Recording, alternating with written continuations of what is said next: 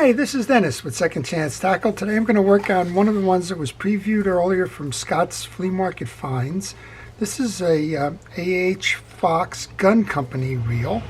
Very interesting look at a reel. It says it's made in Philadelphia. Well, Philadelphia was the home to Penn Reels. It was also the home to Ocean City Reels. And now we have one from a gun company. And that doesn't make, it makes a lot of sense. Hunting and fishing are often said in the same breath, and what you find here is a gun manufacturer wants to tap into the fishing market during the off season. So a beautiful reel. Appears to be like an Art Deco reel. I can't say for certain. Everything about it says pre-war, but I don't know. We have the wooden knob and some of the other things, the German silver and the like, that would suggest that. All right, let's get started. And one of the first things I noticed, it's kind of piquing my curiosity, is this side plate only has the two screws for the reel seat. And I think we're going to have to figure out how that comes apart there. I was looking for a schematic and could not find one. I do know this is a direct drive reel, so direct drive reels are relatively simple. It's a case of big gear turns small gear, turns the spool, and we'll see what we get. Let's see if it just it doesn't pull off. And this is where a couple of things like words of caution are important. Don't go pulling if you don't know what you're pulling on, if you will. My take on this is that there's probably some kind of an internal connector there holding the rest of the side plate together. So we'll just go ahead and remove the other side of this, and we'll see how we do. While we're doing that, I would encourage you to subscribe to my channel, and if you do subscribe, please hit that notification button. That'll let you know when I'm posting my videos. And if you're a fan of fishing reels, if you're into the hobby of fishing reel repair, if you just want to learn more about them, well, subscribing to my channel will show you when I post, and I do post a lot. Okay, the reel has been used quite a bit. I can tell that because the little point on the click tongue is all worn out, or not totally worn out, but certainly worn, and that's an indication that the reel has been fished over time. And you know what, I'm going to leave the patina on this just as it is. You could go and clean it.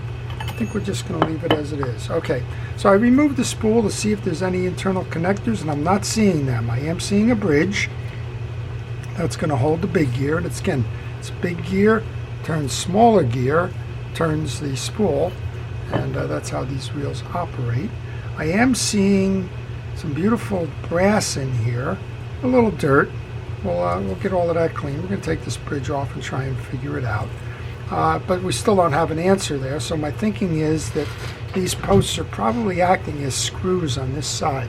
Now that's kind of unusual, because if you're going to remove a post, well, chances are you're going to scar the post up. So one of the things I'm going to do is I'm going to use a kitchen scrubby, just cut into a quarter, there you go, and see if I can't break it. And it seems there's either a screw hiding under there, or this is acting as a screw into the side plate. I'm not sure. We're going to find out. Yep, that's a bolt, I guess, as opposed to a nut. So the thinking was one of two things. Either that plate was pressed in and you could knock it out and find a screw on the other side coming through this way to connect with the post, or it is what we just saw, the opposite, where this is acting as a long bolt. All right, again, if you use that scrubby pad, you're not going to mar the surface here. Other people have sent me suggestions over time. You could use electrical tape. That's another way that you could kind of grab it with the pliers without worrying about injuring the finish on the cross posts. That certainly would work.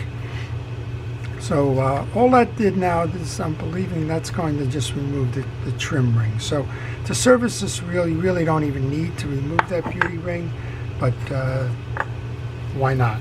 All right, I'm thinking this is in the old American style, so this is probably 7/16. That's not a 7/16. Well, it took a moment to find, but we do have the 7/16, and we can remove the cap.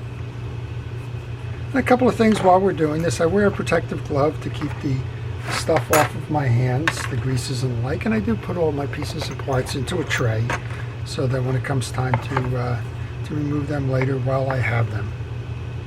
So this is a discovery process, and one of the things I just discovered is you take the handle off before you take the rest of it off. The handle screws on. That would make sense. A quality gun manufacturer like that would do that. So there you go. The handle is off by screwing it off. And now we have two screws in the back here. Those are holding your bridge on. I'm going to take a picture right here. Well, of course, I'm taking pictures throughout this because I'm taking a video. But if I were you, I'd take a picture right here. And one of the things I would note is that this, in the off position, or on the right side position, there's the vacancy is up top here. So when you go to reinstall, I'm going to believe that that's the way it goes back in. And this is only going to be done so we can clean underneath here, lube it, and put it back together again. Those two screws appear to be the same. And now with the handle off, we should be able to just push that through.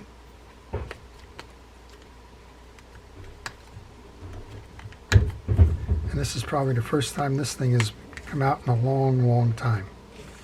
Okay, so we can see that we have a direct drive gear and we have shellacked grease. Next up then, we'll just kind of put a little bit of penetrating oil on there to loosen that grease. I'm going to grab a piece of steel wool, that's 4/0 steel wool, and we're just going to kind of buff it until we can get that old grease off. Do the same on this side. And there's not much maintenance to this one, that's for sure. There's no anti-reverse. This is what's called the old traditional knuckle buster. And the sense of that is that that handle is going to turn backwards when you're fighting a fish. All right, well, we've polished that up pretty nicely. Don't use anything more aggressive than 4/0 steel wool. You'll wind up starting to scrape and the like, and that's not going to do anybody any good. All right, that's all cleaned up. I'm going to take some fishing reel grease. I use Penn Precision reel grease. Put some grease onto the stud and clean up that little bit extra there that's coming through. And put a little bit of grease on that as well. And then we're going to grease the teeth of this gear. You want to inspect the teeth, and you want to make sure that the teeth are not chipped or cracked. You can find that in the pre-test. I almost always pre-test reels before I start taking them apart. And your pre-test will show you that the reel is acting rough if there's an issue there. You'll find a skip if the tooth is broken. All right, just a little bit of that penetrating oil in here. Again, I use it as a cleaner. I don't use it as a lubricant. I know it says it lubricates, and I imagine it does. I've used it on bicycle chains. But as far as fishing reels, I don't use it as a fishing reel lubricant. All right. Good enough. Just want to make sure that I have all the old grease out of the channel. Old grease can carry contaminants, and you don't want to leave the contaminants in there. It's only going to harm the performance later.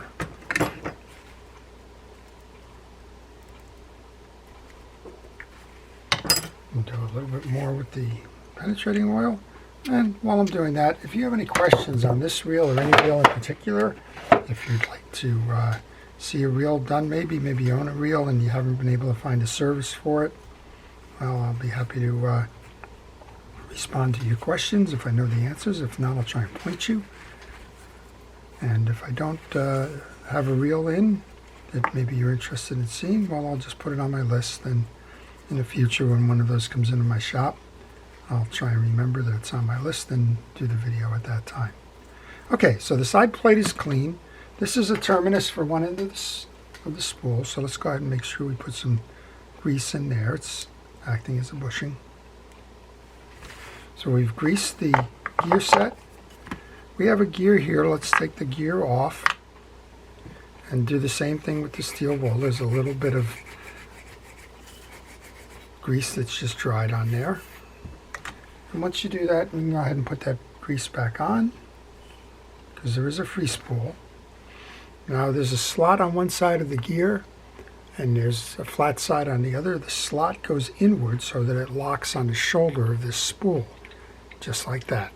It can't turn, and that's why it'll turn the spool. And when it goes in a free spool, it releases that and allows it to turn. We're going to do the same thing with the teeth on the pinion gear here. I'm going to guess that this has a gear ratio based on the size of these gears, probably 2 to 1. It's a very low speed gear, and those give you torque, they don't give you speed. And you can probably pull up Davy Jones' locker with this one. Okay, that's going to set off to the side. Let's go back and put this together. Now again, if you didn't have the pictures at the time, well, you might have some trouble identifying where those go, but in this case, we know that that goes in. This goes over the stud on your eccentric. And I have that eccentric exposed. I'm going to just put a little bit of oil in there so it can seep behind. Now we'll grab the first of those nuts, or screws rather. We're going to go put it into this side. Yeah, so all the searches I did on AJ Fox Company, or AH Fox Company, I apologize. All of the ones that I did on that came up with their guns, and I couldn't find anything on their reels.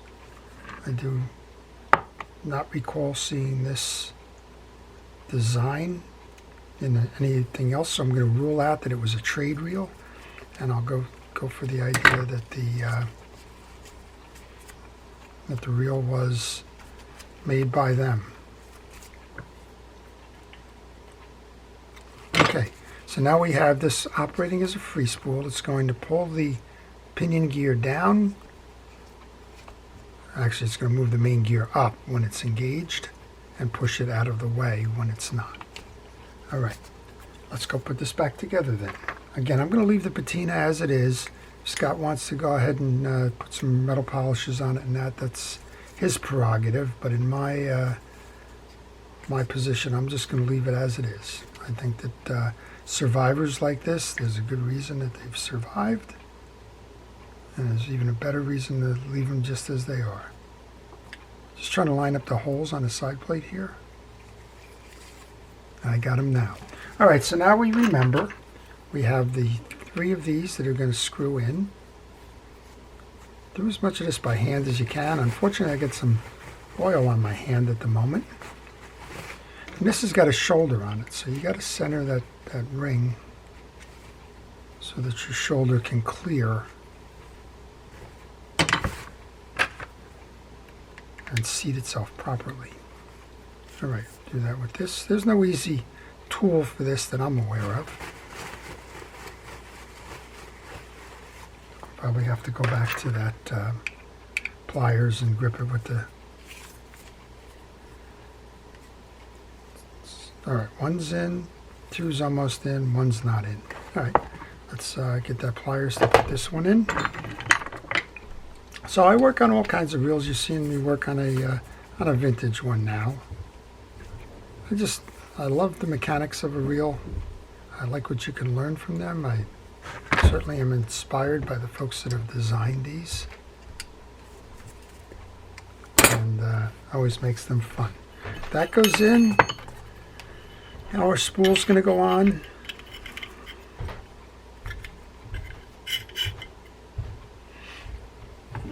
Now we're going to put a little bit of a dab of the grease into the other side where the spool is going to go.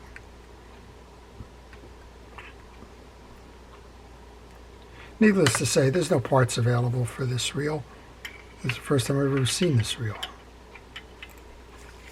So be careful as you're working on these. You don't want to make a mess of them. Then find out that you can't replace any of the parts because the parts don't exist. Okay, we have...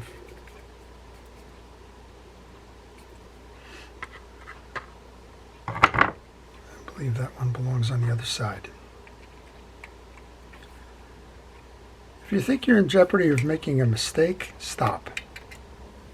Yeah, there's 2 small screws, and the other 3 are a little bit larger for these cross posts. Just stop, think about it, and and double check. It's always easier to do it that way than just kind of proceed, find out that, oops, they belong the other way. This is interesting. Because that main gear moves, this main gear is starting out on this side of the side plate, and when you go to trip it the other way, it travels to the other side of the side plate. So don't think that you got something off kilter there. That's actually the way it's designed. That's pretty neat. All right, let's go put the other two screws in on this side. Now, if that was a pen reel with a fixed bridge and it was kind of hanging off to the side, I'd be more worried. This one I just learned a little bit about in terms of how they made that free spool release work. Be very careful with these side plates. My guess is they're Bakelite or something similar in nature. If you over tighten, you run the risk of just shattering the plate. And again, I suspect there are not a ready supply of replacement side plates for this reel. All right, we're down to 2 pieces and a test. Just put this screw in.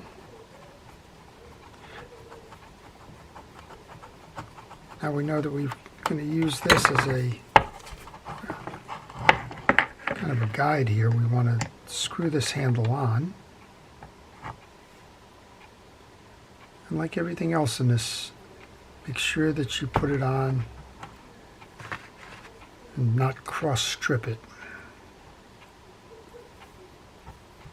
And we'll put the cap nut on to hold it there. Grab our nut. We'll put a little bit of oil into this post section here for the knob. Look at that. How nice. Wow. I'd like to find a reel today that spins like that after 50, 60, 70, 80 years old, whatever this one may be. Beautiful. That's in free spool. And now we'll all watch the handle move. Now we're in main gear. And of course there's no drags, but that's the reel. Scott, you got a beautiful, beautiful reel here. That's the A.H. Fox Gun Company fishing reel. That's how you take it apart. We've learned a little bit about the mechanisms behind it. I learned that, well, those studs are actually bolts that are holding on the side plate from the other side. And we learned sometimes that you do not want to disturb the patina of a reel. And that's what we have here. We have wear that's been appropriate for the age. The inside's beautiful. And we're just going to leave it like that. So I hope you've enjoyed that. If you're a first responder, essential personnel, uniformed people in the medical field and so on, thank you for everything you do during the pandemic that you have done and are continuing to do. And to everybody, please stay safe, stay well, and stay watching. This is Dennis with Second Chance Tackle. Have a great day.